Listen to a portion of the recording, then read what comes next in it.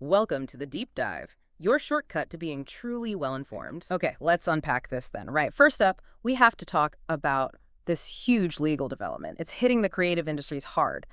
The landmark Bart's v. Anthropic copyright settlement. We're talking about a staggering number here. $1.5 billion. Billion with a B. Yeah, it's massive. Which, believe it or not, makes it the largest payout in U.S. copyright history. Mm-hmm. Now, this translates to roughly $3,000 each for about 500,000 writers. Okay. But here's the kicker, the really crucial detail. Hmm. Many creatives are arguing it's, well, more of a slap on the wrist. Right, because Anthropic keeps benefiting. Exactly. They still get to use all that scraped copyrighted work that train their LLMs like Claude. So what's your take? Is this real justice? Especially when, a judge actually sided with Anthropic on fair use earlier in the case? That's a really critical point about the earlier fair use ruling. Look, this settlement, despite the huge number, to me, it really underscores this systemic tension we're seeing. It suggests that even if scraping data might be sort of legally defensible under current fair use ideas, the ethical side of it and just the sheer scale of AI grabbing content, it's pushing the limits of what our legal system is comfortable with. What's insightful here, I think, is that it's basically putting a price tag on, well, systemic ambiguity. A price tag on ambiguity. I like that. Yeah, it's not just a legal fight. It's like a financial reckoning for this whole economy built on, easily accessible digital data. Now we're confronting the cost when machines ingest and repurpose all that stuff. Yeah. It forces you, if you're a creator or even just someone consuming content online, to ask, are creators really being protected or compensated fairly when their work fuels these massive AI systems? That's a really compelling way to put it, a financial reckoning. Right. Okay, so from grappling with AI's impact on creativity and IP, let's shift to how a giant like OpenAI is directly trying to reshape the world of work. They're building something called the OpenAI Jobs Platform. It's an AI-powered hiring service. The goal? Connect employers with talent. And get this, they're explicitly aiming to rival LinkedIn. Wow, okay. Big ambition. Huge. Scheduled for mid-2026 launch, its core function, as you'd expect, uses AI to match needs and skills, but they're saying there's special support for small businesses and local governments, too. Interesting focus. Yeah, and it connects to their other moves. They're expanding the OpenAI Academy, piloting certification programs late this year, 2025. The goal there is boosting AI fluency across the workforce. So this feels like a much bigger play, expanding into enterprise tools, education, way beyond just ChatGPT. What's the strategy here, do you think? Well, my perspective, this isn't just a new product launch. It's a really profound strategic move. Mm-hmm. It's about positioning AI right at the heart of the future job market. Right at the heart. Exactly. The key insight, I think, is that AI fluency isn't niche anymore. It's becoming fundamental, a core competency. And OpenAI clearly wants to own that educational pathway, that pipeline. In the pipeline. Yeah. If you connect this to the bigger picture, it signals this much deeper integration of AI into, well, every step of professional life. From learning the skills to actually getting hired. For anyone listening who's, navigating career changes or hiring in tech, how do you see a platform like this affecting niche markets? Or maybe accelerating the demand for these new, hybrid AI human skill sets? That's a great question. It really shows AI isn't just a tool anymore, it's an ecosystem builder. An ecosystem builder, right. And speaking of AI fluency becoming core, OpenAI is also doing something with immediate practical benefits, something that boosts individual productivity for, well, potentially millions of ChatGPT users. They just made their projects feature-free for everyone. It used to be only for paid plans. Yes, that's significant. It really is. For anyone who uses ChatGPT a lot, this could be a game changer. Projects lets you create these custom workspaces inside ChatGPT. You can give them unique instructions, different icons, colors. You can even upload up to 5 files per project. So better organization. Exactly. It helps with organization, personalization, remembering context across different chats. It should seriously boost productivity and context retention. Honestly, my own ChatGPT history sometimes feels like a digital junk drawer. So this projects thing feels like a long overdue Marie Kondo moment for my AI chat. Huh. That's a good analogy. It absolutely addresses a really common pain point for power users and casual users alike. The insight here, I think, is how these seemingly small quality of life features can unlock, massive productivity gains. And they encourage deeper, more structured ways of engaging with the AI. Right. By making it free, OpenAI is essentially investing in making its user base more effective. more ingrained in its system, which subtly, elevates the overall AI fluency of everyone using it. It reinforces that AI isn't just for huge, complex tasks, but also for refining our daily digital habits. Yeah, streamlining the everyday stuff. Okay, so we've seen AI reshaping careers, boosting individual productivity. Now let's pivot to how it's tackling data management inside organizations. I want to introduce Aiden, AIDNN, from a company called Isotopes AI. And these guys have serious credentials. Founded by the Xscale AI CTO, Urin Murthy, and some former Hortonworks colleagues, they've got a hefty $20 million seed round, too. Okay, serious players in the data space. Absolutely. Aiden is an AI agent, and it's designed specifically to tackle these long-standing data access gaps that business users face in analytics. Its mission is basically making data accessible and actionable for non-technical folks. How does it work? Well, it lets users query data using just natural language, like asking questions in plain English. It then automates the whole process, extraction, cleaning, even drafting reports across different systems, ERP, CRM, cloud storage, you name it. Wow, across systems. That's often the hurdle. Exactly. But here's a really crucial part, especially for businesses.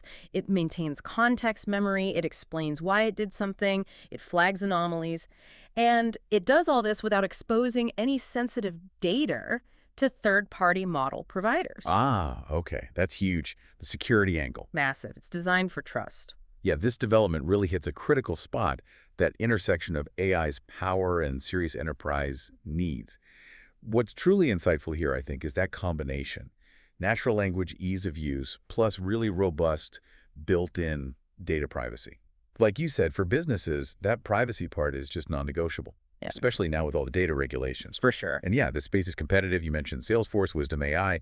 They're in there too. But Isotopes AI, maybe they stand out because, as you said, the founders have this incredibly deep background in data infrastructure. They get the plumbing of enterprise data. Right. They understand the foundations. Exactly. It's not just another AI tool slapped on top. That builds a different kind of trust. So for anyone listening in a leadership role, maybe grappling with data silos, data access, think about this. How could an intelligent, secure AI agent like Aiden fundamentally change your organization's ability to get insights, make faster, more confident decisions? It's a powerful potential shift. That focus on secure, trustworthy access is key. Okay, let's shift gears again. From enterprise data to how everyday consumers are getting access to really cutting-edge AI, DuckDuckGo, the privacy-focused search engine, they just announced a big expansion to their subscription service. It's $9.99 a month. And now, through something they call Duck.ai, that subscription gives you access to a really impressive list of advanced AI models. Oh, interesting. Which ones? We're talking OpenAI's GPT-4o and even GPT-5, Anthropic's Claude Sonnet 4, plus models from Meta like Llama Maverick. Wow, okay. That's quite a lineup through one subscription. It really is. And this isn't just about getting more AI toys. This upgrade sits alongside DuckDuckGo's existing privacy, features their VPN identity protection. So the pitch is broader AI capabilities from multiple top providers, but all wrapped within that privacy-first ecosystem. It's an interesting play in the consumer AI market, choice plus control. Yeah, this development really highlights something fascinating about the AI market as it evolves. It's this value proposition of having like a single, trusted, privacy-focused gateway to all these different powerful models. A gateway, yeah. Exactly. The key insight here, I think, is that as the AI landscape gets more fragmented, so many models, so many companies, consumers might start looking for aggregators, for trusted intermediaries. It raises this important question, right? How do you, as a consumer, navigate this growing, sometimes confusing ecosystem of AI tools? What's a real benefit for you in accessing multiple top models through one subscription? Avoiding multiple accounts, maybe feeling more secure about privacy standards across the board. Yeah, less hassle, more peace of mind, potentially. It definitely speaks to that growing desire for both choice and peace of mind in our digital lives. Right. So as we get more access to these powerful tools, whether through work or personal subscriptions, it brings us smack into a fundamental challenge, one that directly impacts our trust, our understanding of truth. I'm talking about AI hallucinations. Yes. The hallucination problem. We've all heard the term. It basically means chatbots confidently making things up, generating stuff that sounds plausible, looks plausible, but is totally false or fabricated. And it does it so convincingly sometimes. Exactly. And it's not really a bug in the classic sense. It actually comes from how these language models work. They predict text. They string words together based on patterns. They don't truly understand facts like we do. Prediction, not comprehension. Right. So this leads to errors even when the output is phrased perfectly, super convincingly. It kind of blurs imagination with reality. So what's the core insight here? What do we fundamentally need to grasp about the reliability or maybe unreliability of AI-generated content? This is such a crucial point to get. The core insight is that AI, especially this generative kind, is optimized for plausibility, for fluency. It's not optimized for factual truth. Plausibility over truth? Precisely. Yeah. It's a language pattern predictor, not an objective reality checker. That's its design. So this fundamental design means even the most advanced AI can just invent information confidently, because its goal is coherent, human-like text, not necessarily verifiable facts. And like you said, it's not a bug, it's almost a feature of how they're built right now. Wow, a feature, not a bug. That's sobering. It is. And if people misunderstand that fundamental difference, it could seriously erode trust in information generally, especially as AI content becomes ubiquitous. It makes you think beyond just basic fact-checking. What advanced strategies do we need? What do you, as an informed professional, need to do to rigorously verify AI output, especially when making critical decisions? That's a vital question. That potential erosion of trust if we don't understand the tool. Scary stuff. Okay, to wrap up our core discussion, let's shift from that intellectual challenge of truth to the emotional and psychological challenges of AI and personal connection. We have a really fascinating and frankly kind of a cautionary tale here about AI companionship. The AI companion app called Dot, developed by a company named New Computer. It's shutting down. October 5th, 2025. Oh, Dot. I remember hearing about that one. Yeah, the official reason from the founders is diverging visions for the company. Standard stuff, maybe. But here's where it gets a bit murky. The company claimed hundreds of thousands of users. Okay. But App Analytics, they apparently show just 24,500 lifetime iOS downloads since it launched in June 2024. Big difference. Yeah.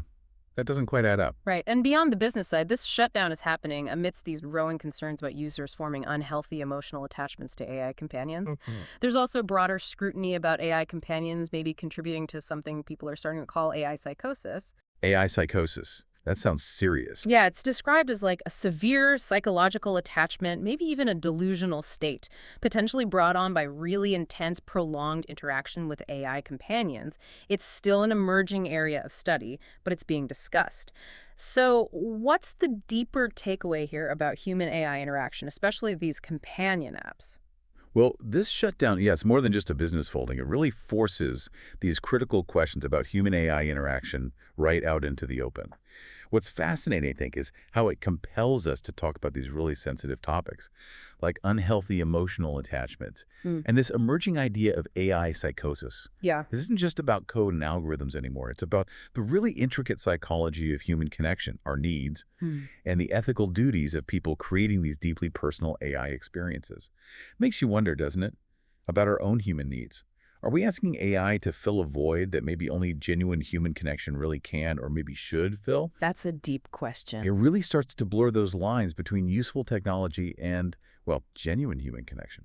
Wow. Okay, what an incredibly wide-ranging deep dive we've had today. We covered a huge amount of ground. I mean, from that landmark copyright settlement forcing a kind of financial reckoning Yeah. to OpenAI's big ambitions in jobs and education, reshaping work, then those clever data solutions like Aiden building enterprise trust. The DuckDuckGo model for consumer access. Right, diverse AI access for consumers. Then the fundamental reliability issues, hallucinations, challenging truth. And finally, these really profound emotional, psychological complexities with AI companionship. It's just so clear AI isn't some passing trend. It's a rapidly evolving force just weaving itself into, well, every part of our lives. Absolutely. And, that leads perfectly into maybe a final provocative thought for you, for everyone listening to consider. As AI keeps embedding itself deeper and deeper into everything, our creative work, our jobs, the information we trust, the connections we seek, what responsibility do we have as users, as professionals, as citizens? A responsibility to really understand how it works, to rigorously question what it produces, and to actively participate in shaping its ethical development, its role in society. Because this journey with AI, it's far from over. And our continuous learning, our critical engagement, well, it feels more crucial than ever. What a powerful question to leave us with. Thank you so much for joining us on this deep dive into the latest in AI. We really hope this conversation sparks your curiosity to keep exploring these vital topics on your own. Until next time, keep learning, keep questioning.